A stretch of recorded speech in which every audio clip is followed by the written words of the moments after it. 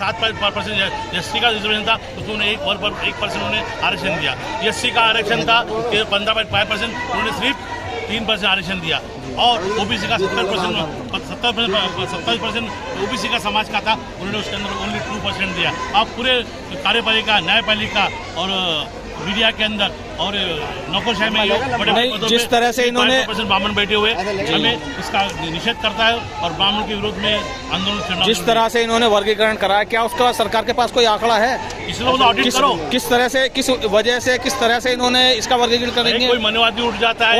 कौन सी जातियां हैं जिन जातियों को आरक्षण का लाभ नहीं मिल रहा है? वो कौन सी जातियां हैं जो आगे अग्रणी जातियां हैं? आप सरकार के पास जब कोई आंकड़ा नहीं है, सरकार के पास जब कोई लिस्ट नहीं है, कोई सर्वे नहीं हुआ है, तो वो कैसे कह रहे हैं कि भाई एक जाति दूसरी जाति का हक खा रही है? भाई साहब, सरकार के पास कोई ऑडिट नहीं अभी तक हुआ है। मैं वही तो समझा रहा चिल्ला कि 75 साल में उन्होंने पूरा आरक्षण नहीं दिया।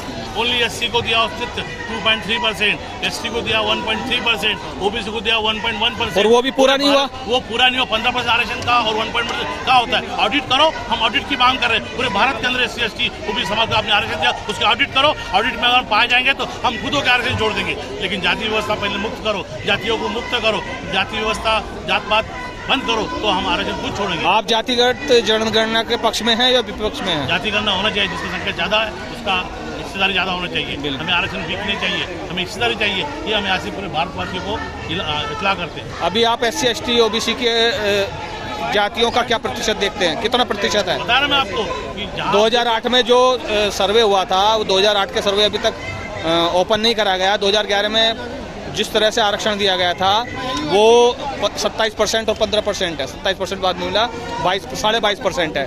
तो क्या अभी आबादी आपकी एससी एसटी ओबीसी की बढ़ चुकी है? क्या रिजर्वेशन उसके अनुसार मांग रहे हैं आप? कैसे मांग रहे हैं? जिसकी आबादी भारी, जिसका संख्या भारी, उसकी हिस्सेदारी ज्यादा, ये हमारी मांग है। आबादी बढ़ चुकी है। लेकिन 15% है जनरल कास्ट, उसको तो 50.5% आरक्षण है उसके लिए। उनके पास में मसल पावर है, उनके पास उसके बाद में कई सालों से उन्होंने हमारा शोषण किया। वो बड़े पदों पर बैठे हुए हैं, उनका मसल पावर है, मनी पावर है, पैसा है, इसलिए उनका इसलिए वो अपना अधिकार ले लेते, हमारे छीनते।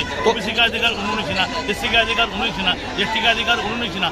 67.5% पूरे कार्यपालिका, न्यायपालिका, विधायिका के ऊपर ये ब्राह्मण लोग बैठे हुए। हम इसका निषेध करते हैं। सरकार को इसका ऑडिट करना चाहिए, और सरकार ऑडिट नहीं करेंगे तो वर्गीकरण को हम कभी मानेंगे नहीं। वर्गीकरण को होने दो, कोई वादा नहीं।